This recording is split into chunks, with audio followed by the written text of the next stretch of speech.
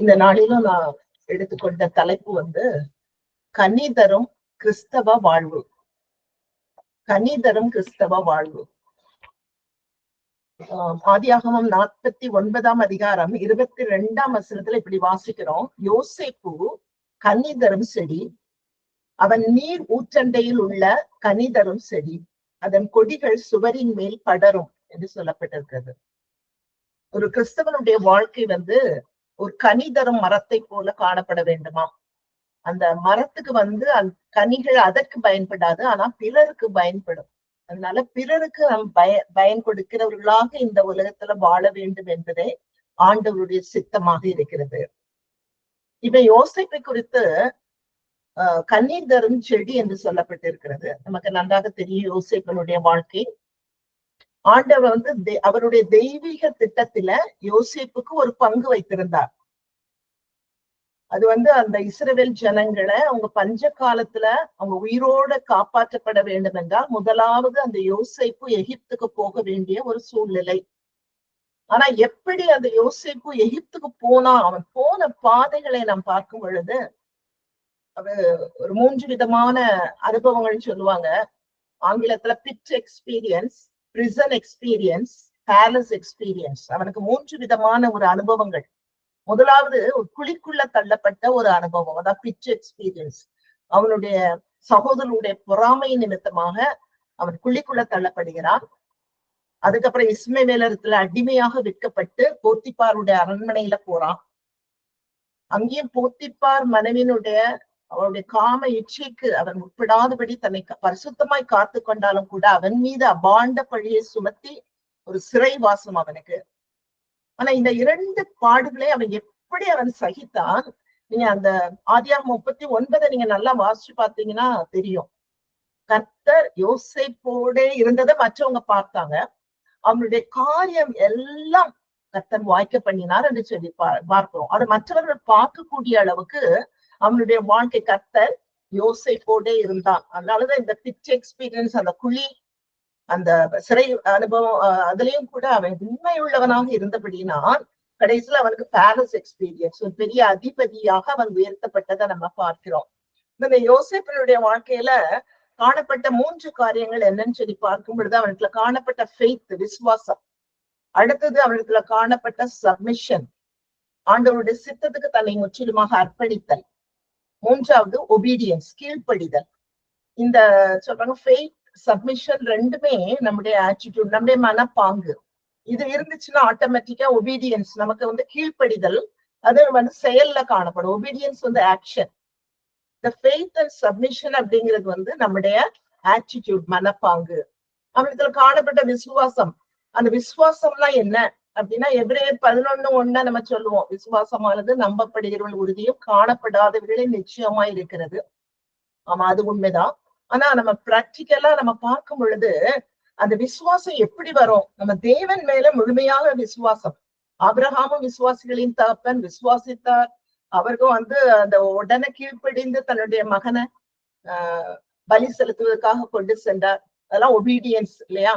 அந்த விசுவாசம் இருக்கும் பொழுது அந்த ஒபீடியன்ஸ் வரும். அப்ப எப்படி அந்த விசுவாசம் வருதுன்னு சொல்லி பார்க்கும் பொழுது தேவனை பற்றிய அறிவு நமக்கு நன்றாக இருக்குமானால் ஆண்டவர் மேல விசுவாசம் வரும். நம்ம ஹியூமன் ரிலேஷன்ஷிப்பே வச்சுட்டோம். மனித உறவுகள்லயே நம்ம வந்து பார்த்துட்டு போறோம்ல, கணவன் மனைவி, மனைவி கணவனை, அல்லது பிள்ளைகள் பெற்றோரை பார்த்து, தாயோ தகப்பனையும் பார்த்து அவங்களுடைய எல்லாத்தையும் பார்க்கிறாங்க. அவங்கள பத்தி அவங்களுடைய பண்புகள் எல்லாம் பாக்குறாங்க. இவங்க என்ன சொன்னாலும் சரியாக தான் இருக்கும், இவங்க என்ன செய்தாலும் சரியாக தான் இருக்கும்னு சொல்ற அளவுக்கு ஒரு விசுவாசம் வந்துடும் இல்லையா? அது போலதான் நம்ம தேவ தன்மையையும் தெய்வ பண்புகளையும் நம்ம முதலாவது உணர்ந்து கொள்ளும் பொழுது நம்ம நிச்சயமா அவர் மேல முழுமையான நம்ம விசுவாசத்தை நம்ம வைப்போம்.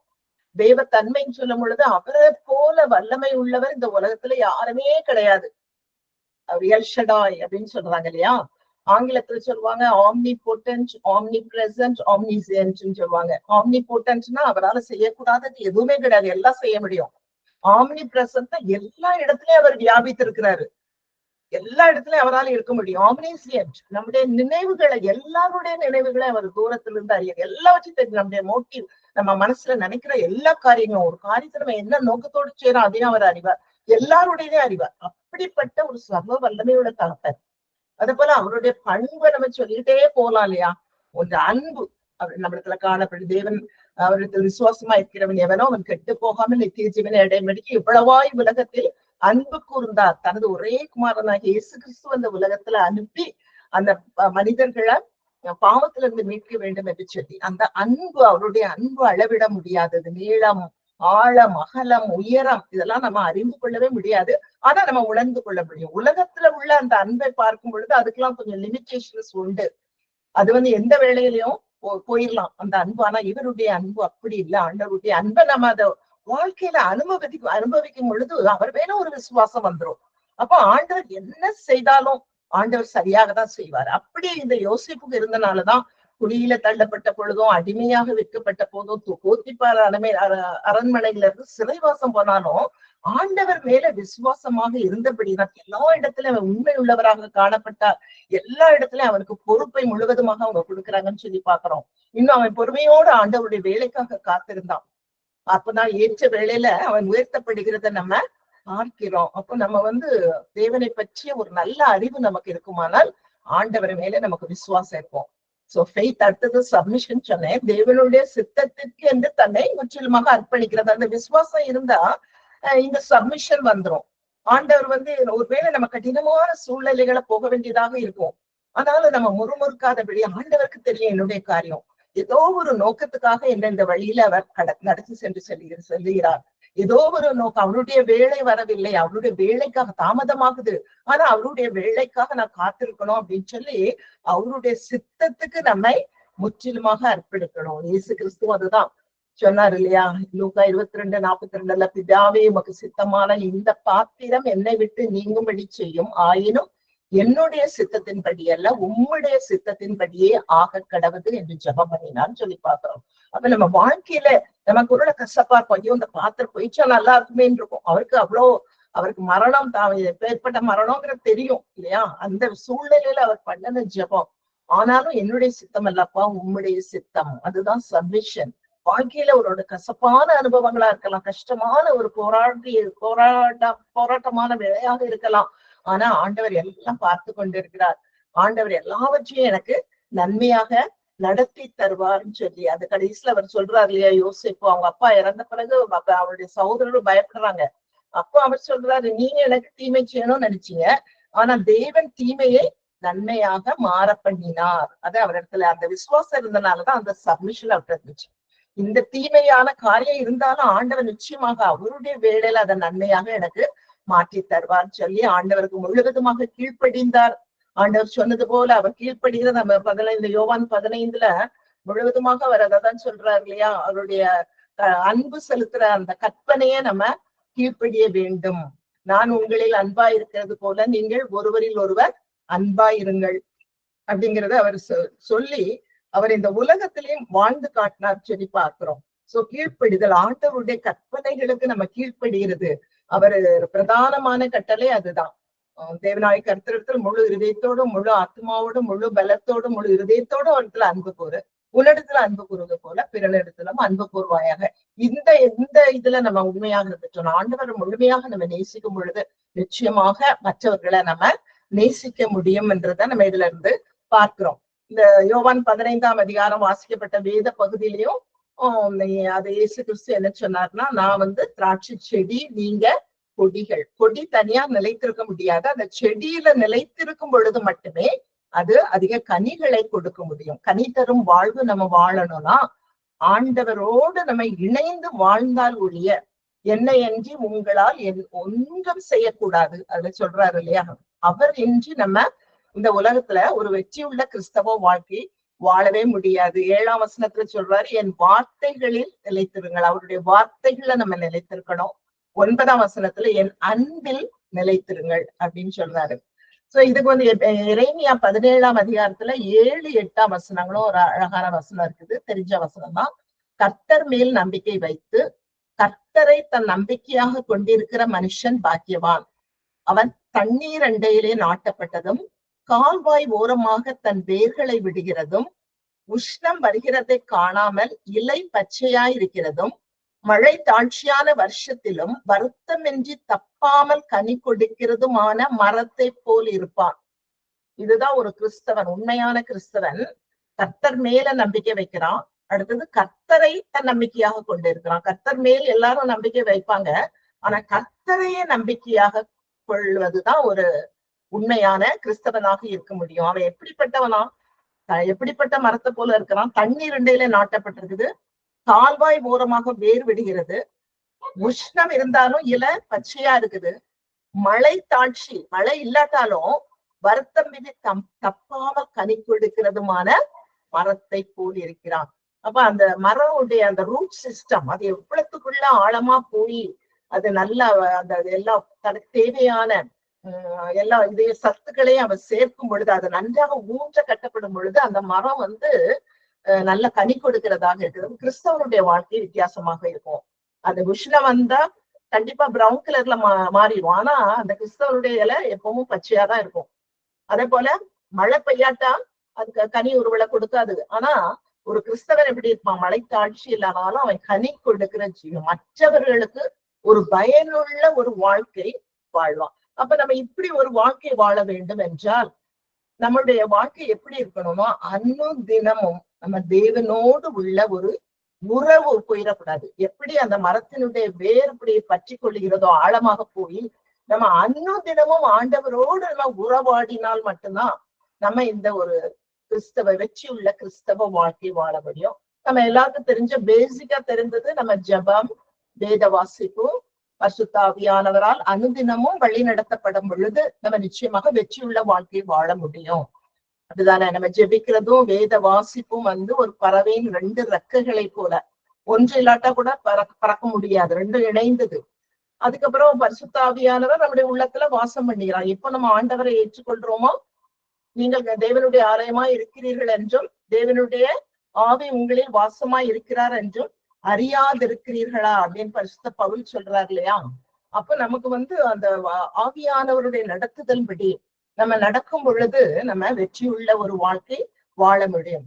அந்த அனுதினமும் டே பை டே அனுதினம் தேவனுடன் நம்ம எப்படி வாழணும்னு சொல்லி எஃப்யூ மார்ஷ் என்பவர் ஒரு 7 காரியங்கள் சொன்னார். அது எனக்கு ரொம்ப பிரயோஜனமாக இருந்தது. அதை நான் உங்களோட சுருக்கமாக ஷேர் பண்றேன். அவர் சொல்றாரு ஒரு 7 காரியங்கள். முதல்ல சொல்றாரு டெய்லி பர்ன்ட் ஆஃபரிங். அதுக்கு தலைப்பு அவர் கான்செக்ரேஷன் கொடுக்கிறாரு. பர்ன்ட் ஆஃபரிங்கிறது சர்வாங்க தகன பலி. அனுதினம் சர்வாங்க தகன பலி. கான்செக்ரேஷன் அது பரிசுத்தமாக்குதல், அது டெய்லி நம்ம செய்ய வேண்டியது. அடுத்தது டெய்லி வர்ஷிப், அதுக்கு தலைப்பு தேங்க்ஸ் கிவிங் கொடுக்கிறாரு. அனுதினமும் ஆண்டவரை தொழுது கொள்ள வேண்டும், அது நன்றி செலுத்துகிறது. மூன்றாவது சொல்றாரு டெய்லி சப்ளிகேஷன், அதுக்கு நீட் எக்ஸ்பிரஸ்ட். சப்ளிகேஷனா வேண்டுதல், அனுதினம் ஆண்டவர்கிட்ட நம்ம வேண்டுதல் செய்ய வேண்டும், நம்முடைய தேவைகளை வெளிப்படுத்துதல் அப்படின்னு சொல்றாரு. அடுத்தது 4வது டெய்லி சர்ச்சிங், அது ட்ராக்கிங். சர்ச்சிங்னா தேடுறது, வேத வசனத்தை அனுதினமும் தேடி ட்ராக்கிங், அதை பின்தொடர்தல். அதுக்கப்புறம் 5வது சொல்றாரு டெய்லி விஜிலன்ஸ், அதுக்கு தலைப்பு அலர்ட்னஸ் கொடுக்கிறாரு. விஜிலன்ஸ்னா நம்ம விழித்திருக்கணும், ரொம்ப ஜாக்கிரதையாக இருக்கணும். அலர்ட்னஸ்னாலும் விழித்திருத்தல். அப்புறம் 6வது என்ன சொல்றாங்கன்னா டெய்லி கிராஸ், அது denial of self. Daily cross, அனுதினமும் சிலுவையை எடுத்துக்கொண்டு போகணும், நம்முடைய சுயத்தை முழுவதுமாக ஒருத்து விட வேண்டும். கடைசியா சொல்றாரு டெய்லி டையிங், அது கோ குரூசிபிக்ஷன் சொல்றாரு. ஒவ்வொரு நாளும் மரித்தல், ஆண்டவருக்கு இணையாக அந்த சிலுவையில நம்ம அறையப்படுகிற ஒரு அனுபவம் சொல்றாரு. இந்த காரியங்கள் டெய்லி நம்ம ஆண்டவரோடு நம்ம வைத்துக் கொள்ளும் பொழுது நிச்சயமாக நம்ம ஒரு கனி தரும் மரமாக நம்ம இந்த உலகத்துல ஒரு சாட்சியுள்ள வாழ்க்கை வாழ முடியும். முதல்ல டெய்லி பர்ன்ட் ஆஃபரிங், அதுக்கு எண்ணாகமம் 29:6 சொல்லப்பட்டிருக்கு, தினந்தோறும் இடும் சர்வாங்க தகன பலியையும், சில பலியை சொல்லிட்டு கர்த்தருக்கு சுகந்த வாசனையான சர்வாங்க தகன பலியாய் செலுத்த கடவீர்கள்.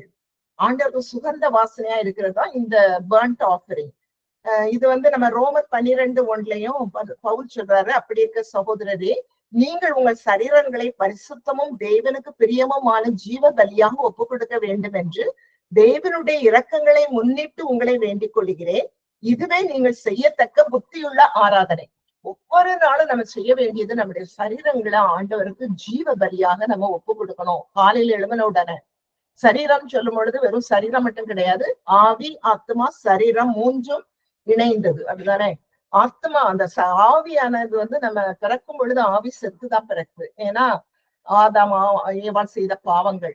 என் தாய் என்னை பாவத்தில் கர்ப்பந்தரித்தாள் அப்படின்னு சொல்றாரு இல்லையா சங்கீதக்காரன்.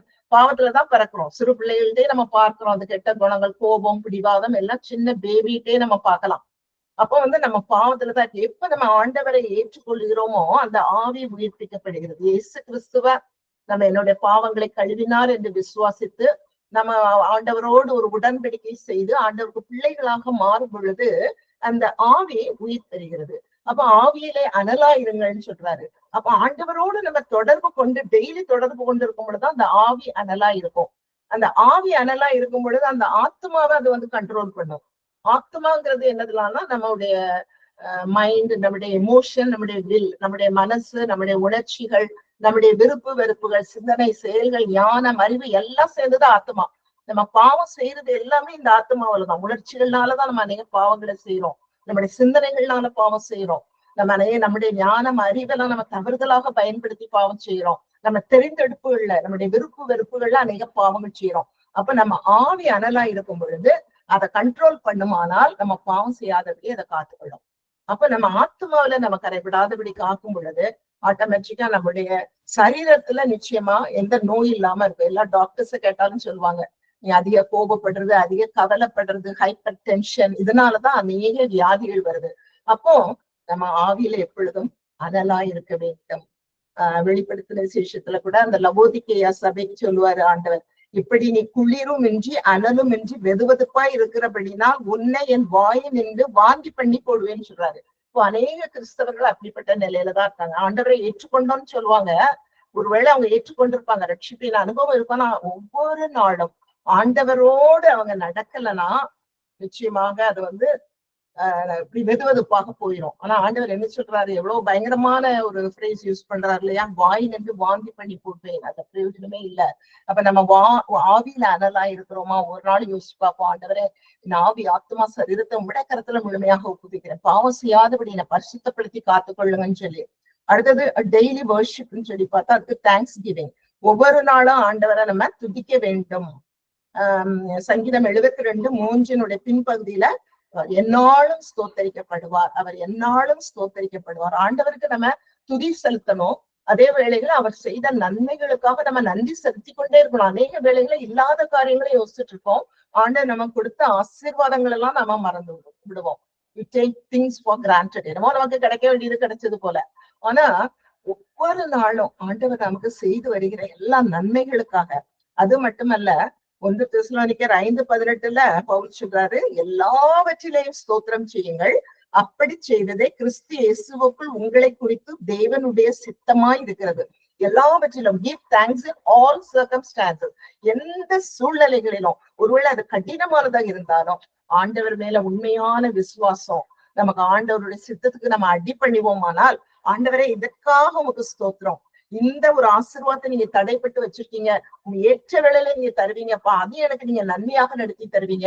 இந்த இல்லாத காரியங்களுக்காக நம்ம ஆண்டவருக்கு நன்றி செலுத்தணும். யோபு பக்தனுடைய வாழ்க்கையில எல்லாவற்றையும் இழந்த நிலையில கர்த்தர் கொடுத்தா, கர்த்தர் எடுத்தா, கர்த்தருடைய நாமத்திற்கு ஸ்தோத்திரம் சொல்றாரு இல்லையா?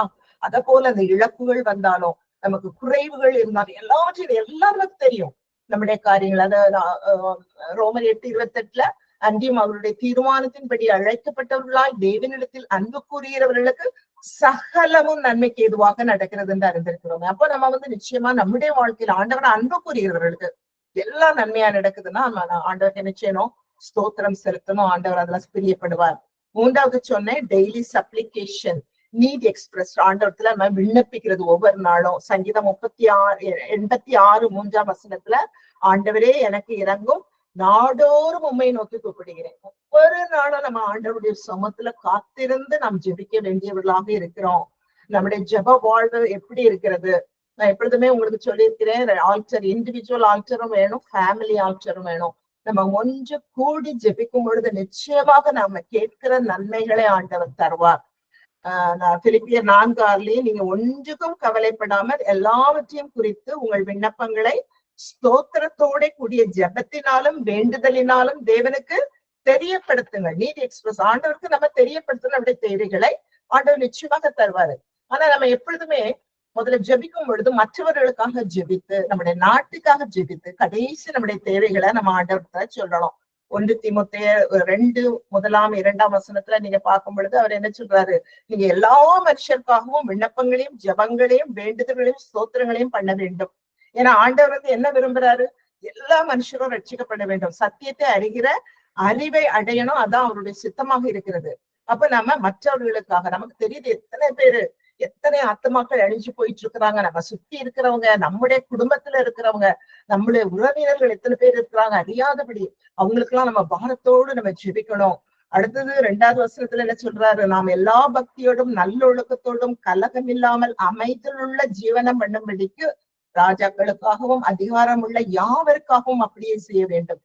நம்ம அமைதலா ஜீவம் பண்ணணும்னா, நல்லா கலகம் இல்லாம நம்ம அமைதலுள்ள ஜீவனம் பண்ணணும்னா, நம்ம நாட்டு தலைவர்களுக்காக அன்னுதினமும் நம்ம ஒவ்வொருவரும் தனிப்பட்ட ஜெபத்திலையும் குடும்ப ஜெபத்திலையும் ஒவ்வொரு நாளும் ஜெபிக்க வேண்டியது நம்முடைய கடமையாக இருக்கிறது. நம்ம எல்லாருக்கும் தெரியும் நம்முடைய நாடு எந்த நோக்கி போய்கொண்டிருக்கிறது. அந்த நாட்டு தலைவருடைய உள் நோக்கங்கள் எல்லாம் நமக்கு நல்லா தெரியும். அதனால இதற்காக நடக்கிற எல்லா காரியம் நம்ம எல்லாருக்கும் தெரியும். அதனால நம்ம அதிகமாக ஜெபிக்கணும். அப்புறம் நம்முடைய தேவைகளை நம்ம ஆண்டவருடைய சமூகத்துல சொல்லணும். தனிப்பட்ட விதத்திலையும் ஆண்டவரோடு நம்ம வேதத்தை வாசித்து ஜெபித்து, அதே வேளைகள குடும்பமாக இணைந்து நம்ம கண்டிப்பாக நம்ம ஜெபிக்க வேண்டும். ஆண்டவர் பெரிய காரியங்களை நமக்கு செய்வார். 4வது அவர் சொல்றாரு டெய்லி சர்ச்சிங், அது ட்ராக்கிங். அதுக்கு வந்து வசனம் அப்போஸ்தலர் 17:11 அந்த பட்டணத்தார் மனோவாஞ்சையாய் வசனத்தை ஏற்றுக்கொண்டு காரியங்கள் இப்படி இருக்கிறதா என்று தினந்தோறும் வேத வாக்கியங்களை ஆராய்ந்து பார்த்ததினால் தெசலோனிக்கேயில் உள்ளவர்களை பார்க்கிலும் நற்குணசாலிகளாய் இருந்தார்கள். இவங்க யாருன்னா பெரோயா பட்டணத்தார். இந்த பெரோயா பட்டணத்தார் என்ன செய்தாங்கன்னா, மனோவாஞ்சையாய் வசனத்தை ஏற்றுக்கொண்டு ஒவ்வொரு நாளும் அவங்க வேத வாக்கியங்களை ஆராய்ந்து பார்த்ததுனால அவங்க நற்குணசாலிகளாக இருந்தாங்கன்னு சொல்லி வேதம் சொல்கிறது. அப்ப வேத வசனத்தை நம்ம தியானிக்கிறது மிகவும் முக்கியமானது. 2 தீமோத்தேயு 3:10-11 வாசிக்கிறோம். வேத வாக்கியங்கள் எல்லாம் தேவ ஆவியினால் அருளப்பட்டிருக்கு. சாதாரண புக் இல்ல இது. The book of the books. பைபிள்னாலே மீனிங் அதுதான், the book of the books. அதுக்கு இணையான புத்தகமே கிடையாது. நடந்து முடிந்தது, நடந்து கொண்டிருக்கிறது, இனிமேல் நடக்க போகிறது, எல்லாம் இருக்குது அதுல. அப்ப நம்ம வந்து இந்த தேவ ஆவியினால் அருளப்பட்ட வசனங்கள் நம்ம அவைகள் எதுக்கெல்லாம் இருக்கான்? அவைகள் உபதேசத்துக்கும் கடிந்து கொள்ளுதலுக்கும் சீர்திருத்தலுக்கும் நீதியை படிப்பிக்குதலுக்கும் பிரயோஜனம் உள்ளவர்களா இருக்கிறது. ஒவ்வொரு நாளும் வேதத்தை வாசிக்கும் பொழுது ஆண்டவர் நம்மோடு பேசுகிறாரு. நாம் ஆண்டவரத்துல விண்ணப்பிக்கும் போது நாம் ஆண்டவரோடு பேசுகிறோம். நாம் வேதத்தை தியானிக்கும் பொழுது வசனங்கள் மூலமாக, ஏன்னா அது வந்து ஜீவனும் வல்லமையும் உள்ள வசனம் என்று எபிரேயர் 4:12 வாசிக்கிறோம். எத்தனையோ பேரு சாட்சி சொல்லுவாங்க. நான் இந்த சாட்சிகள்லாம் நிறைய கேட்பேன் யூடியூப்ல. ரொம்ப ஆச்சரியமாக இருக்கும். ஆண்டவரே அறியாதவங்க, ஆண்டவரே மறுதளிக்கிறவங்களும் கூட அந்த வசனத்தின் மூலமாக அவங்க தொடப்பட்டு இயேசுவே மெய்யான தெய்வம், நான் இப்போ அவ்வளவு ஆண்டவருக்காக ஊழியம் செய்து கொண்டிருக்கேன், ஆண்டவர் என்னோடு பேசுகிற தெய்வன், என்னோடு பேசுகிறார் டெய்லி. நம்ம தான் கேட்கறது இல்ல. நம்ம என்னத்தையோ கடமைக்கு நம்ம வாசிச்சுட்டு ஓடுறோம், கடமைக்கு ஜெபம் பண்ணிட்டு போறோம். நம்ம ஆவலோடு அந்த இடத்துல உட்கார்ந்து அதை வாசிக்கும் பொழுது நிச்சயமாக ஆண்டவர் அந்த வசனங்களின் மூலமாக நம்மோடு இடைப்படுவார் என்பதுல எந்த விதமான சந்தேகமும் கிடையாது. ஏன்னா வேத வசனத்தை பத்தி சொல்லிக்கிட்டே போலாம். அதுதான் நமக்கு வெளிச்சமா இருக்குது. கால்களுக்கு தீபமும் பாதைக்கு வெளிச்சமா இருக்கிறது. எரேமியாவுல சொல்லப்பட்டது அது அக்கினியும் சம்மட்டியும், கண்மலையை நொறுக்கும் சம்மட்டி அக்கினிய போல இருக்குது. இன்னும் வேத வசனம் வந்து விதைக்கு ஒப்பிடப்பட்டிருக்கிறது. அது விதையை நம்ம போட்டோம்னா அது நல்ல பலன் கொடுக்கக்கூடியதாக இருக்கிறது. அது கண்ணாடியை போன்றுது. நம்முடைய முகத்தை எப்படி இருக்குதுன்னு சொல்லி காட்டுது. நம்முடைய காரியங்கள் எல்லாவற்றையும் நம்ம அதுல இருந்து நம்ம கற்றுக்கொள்ள முடியும். அதனால ஒவ்வொரு நாளும் நம்ம வாஞ்சையோடு, எரேமியாவும் சொன்னார், உன்னுடைய வார்த்தைகள் கிடைத்த உடனே நான் அதை உட்கொண்டேன், அது எனக்கு மகிழ்ச்சியும் என் இருதயத்துக்கு இன்பமா இருந்தது. அப்படி ஒரு அனுபவம் நமக்கு வேணும். அந்த வேத வசனங்களை நம்ம வாசிக்கும் பொழுது ஆண்டவர் எவ்வளவு அருமையா அந்த ஒவ்வொரு வசனமும் சொல்றாங்க. ஒவ்வொரு வசனமும் அதுல முக்கியமானதான். அந்த வார்த்தையும், ஒவ்வொரு வார்த்தையும் அதுல முக்கியமானது. ஜீவனும் வல்லமை உள்ள அந்த வார்த்தை. அதனால அவைகளின் மூலமாக நம்ம வாஞ்சியோட உட்கார்ந்து ஒவ்வொரு நாளும் 2-3 வசனம் வாசிச்சாலும், அப்பா அந்த வசனத்து மூலமா நீங்க என்னோடு பேசுங்க, என்னோடு இடைப்படுங்கன்னு சொல்லும் பொழுது ஆண்டவர் நிச்சயமாக நம்மோடு இடைப்படுவார், நமக்கு விசேஷித்த ஞானத்தை கொடுப்பார். ஆகையினால நம்ம வந்து ஜெபிக்கும், நம்ம வேதத்தை வாசிக்கும் பொழுது தேவ ஆவியானவர் நம்மளோட இடைப்பட வேண்டும் என்று சொல்லி உட்காரும் பொழுது நிச்சயமாக நம்ம அநேக காரியங்களை அவரிடத்திலிருந்து கற்றுக்கொள்கிறவர்களா இருக்கிறோம். அந்த வாழ்க்கையை நம்ம பரிசுத்தமாக்கி கொள்வதற்கு அது உதவி செய்கிறது. அடுத்தது டெய்லி விஜிலன்ஸ், அலர்ட்னஸ் சொல்றாரு. தெளிந்த புத்தி உள்ளவர்களா இருங்கள். 1 பேதுரு 5:8 இருக்கு இல்லையா? தெளிந்த புத்தி உள்ளவர்களா இருங்கள், விழித்திருங்கள். ஏனென்றால் உங்கள் எதிராளியாகிய பிசாசானவர் கர்ச்சிக்கிற சிங்கத்தை போல் எவனை விழுங்கலாமோ என்று வகை தேடி சுற்றி திரிகிறான். நமக்கு எந்த வேலையிலும் நம்மளை விழத்தழுவுக்கு நம்ம சுற்றி சுற்றி சுற்றி வருகிறான். அப்ப நம்ம ரொம்ப அலர்ட்டா இருக்கணும். இதுக்கு அவர் கொடுக்கிற வசனம் நீதிமொழிகள் 8:34 என் வாசற்படியில் நித்தம் விழித்திருந்து என் கதவு நிலையர்களை காத்திருந்து எனக்கு செவி கொடுக்கிற மனுஷன் பாக்கியவான். நித்தம் விழித்திருக்கணும் எந்த வேலையிலையும். 1 Corinthians 10:11 பவுல் சொல்றாரு, இப்படி இருக்க தன்னை நிற்கிறவன் என்று எண்ணுகிறவன் விழாதபடிக்கு எச்சரிக்கையா இருக்க கடவன். எவ்வளவு பெரிய தேவனுடைய மனுஷர்கள் கூட விழுந்திருக்காங்களே. நம்மளும் அட் எனி டைம் விழலாம். ஏன்னா மாம்சம் பலவீனம் உள்ளது, ஆவி உற்சாகம் உள்ளதா இருந்தா கூட நமக்கு பெரிய போராட்டம், ஆவிக்கும் மாம்சத்துக்கும் விரோதமான பெரிய போராட்டமாக இருக்கிறபடியினால் நம்ம விழித்திருந்து சோதனைக்குட்படாதபடி விழித்திருந்து நம்ம ஜெபம் பண்ணி வேத வசனங்களை வச்சுதான் ஆண்டவர் பிசாசம் எதிர்த்து நின்னார், ஓடி போனான். வேத வசனங்களை சொல்லி அவன் நம்ம பக்கத்துல வராதபடி நம்ம காத்துக்கொள்ள முடியும், பரிசுத்தமாய் காத்துக்கொள்ள முடியும். அடுத்தது 6வது சொல்லியிருக்கிறாரு, a daily cross. அது denial of self. லூக்கா 9:23 இயேசு கிறிஸ்து சொன்னார், அவர் எல்லாரையும் நோக்கி, ஒருவன் என் பின்னே வர விரும்பினால் அவன் தன்னைத்தான் வெறுத்து தன் சிலுவையை அனுதினம் எடுத்துக்கொண்டு என்னை பின்பற்ற கடவன். ஆண்டவருக்கு சீஷரா இருக்கணும்னா, ஆண்டவரை அவன் பின்பற்றணும்னு நினைச்சா முதல்ல தன்னைத்தான், அதான் டினைல் ஆஃப் செல்ஃப், நம்மள வெறுக்கணும். அந்த செல்ஃப், அந்த ஈகோ முழுவதுமாக. அந்த இவர் பாடுவார் இல்லையா, தேவனுடைய மனுஷன், சுயம் என்னில் சாம்பலாய் மாறணும் சுயம். அப்புறம் நம்ம எல்லாருக்கும் ஒவ்வொரு சிலுவை கொடுக்கப்பட்டிருக்கிறது. ஒவ்வொருவருக்கும் ஒவ்வொரு விதமான ஒரு பாடுகள், ஒவ்வொரு விதமான பிரச்சனைகள். ஆனா நமக்கு ஆண்டவர் நம்ம திராணிக்கு மேலாக நம்மளை சோதிக்கவே மாட்டாரு. அதனால carry your cross with a smile. நமக்கு என்ன சிலுவை கொடுத்திருக்கிறாரோ அதை புன்முறுவலோடு எடுத்துக்கொண்டு, ஏன்னா அந்த காலத்துல சிலுவை மரணத்துக்கு உட்பட்டவங்க அவங்க சிலுவையே அவங்க சுமந்துட்டு போகணும். அப்படி ஒரு கேவலமான ஒரு காரியமா அவங்க கொடுத்திருந்தாங்க. அவங்கள ரொம்ப அவமானப்படுத்துறதுக்கு ஒரு அவமான செயலாக காணப்பட்டது. அப்ப நமக்கு இந்த செல்ஃப், அந்த சுயம்ங்கிறது முழுவதுமாக சாம்பலாக எரிக்கப்படும் பொழுதுதான் இந்த உலகத்துல ஒருவேளை மக்கள் இவங்க என்ன நம்மள கேவலமா பேசலாம், நம்மளை குறித்து மோசமாக பேசலாம். நம்ம ஆண்டவரை பத்தி சொல்லணும்னு நினைச்சாலும் நமக்கு கடினமான வார்த்தைகளை சொல்லி நம்ம கேவலமாக நடத்தினாலும் நம்ம ஆண்டவர் நமக்கு கொடுத்திருக்கிற அந்த சிலுவை, அந்த அவமானத்தையும் அவன் நிந்தையும் ஆண்டவருக்காக நம்ம என்ன செய்யணும், சகிக்க வேண்டும். அது எல்லா விதமான பாடுகள் நமக்கு ஆண்டவர் கொடுத்தாலும் அதை புன்முறுவலோடு நம்ம ஏற்றுக்கொண்டு போகும் பொழுது நம்ம நிச்சயமாகவே ஒரு நல்ல பயனுள்ள வாழ்க்கை, மற்றவர்களுக்கு பயனுள்ளவர்களாக வாழ முடியும். கடைசியில சொல்றாரு டெய்லி டையிங், அதான் ப்ரோ குரூசிபிக்ஷன். 1 Corinthians 15:31 நான் அனுதினமும் சாகிறேன் அப்படின்னு சொல்றாரு. ஏன்னா இப்ப நமக்கு ஆண்டவரோடு நம்ம ஏற்றுக்கொண்டா நம்ம ஒரு புது வாழ்வு. இனி நான் அல்ல, கிறிஸ்துவே எனக்குள் ஜீவித்திருக்கிறான்னு சொல்றாரு இல்லையா? ஆண்டவரோடு நம்ம இணைந்து நம்ம செயல்படும் பொழுது நம்ம ஒவ்வொரு நாளும் டெய்லி டையிங், நம்முடைய பாவத்துக்கு நம்ம முழுவதுமாக மறைத்து நம்ம நீதிக்கு பிழைத்தவர்களாக இந்த உலகத்துல, நீங்க உலகத்துக்கு வெளிச்சமா இருக்கிறீர்கள் ஆண்டவர் சொன்னாரு.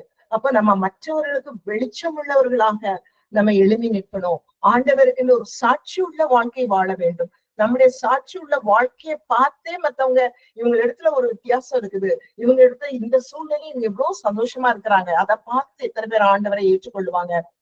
நமக்கு யாருக்கெல்லாம் நம்முடைய சுவிசேஷத்தை சொல்ல முடியும், நம்முடைய நற்செய்திய ஆண்டவரை குறித்து இயேசு கிறிஸ்துவ பற்றி நம்ம நிச்சயமாக மற்றவர்களுக்கு பகிர்ந்து கொள்ள வேண்டும்.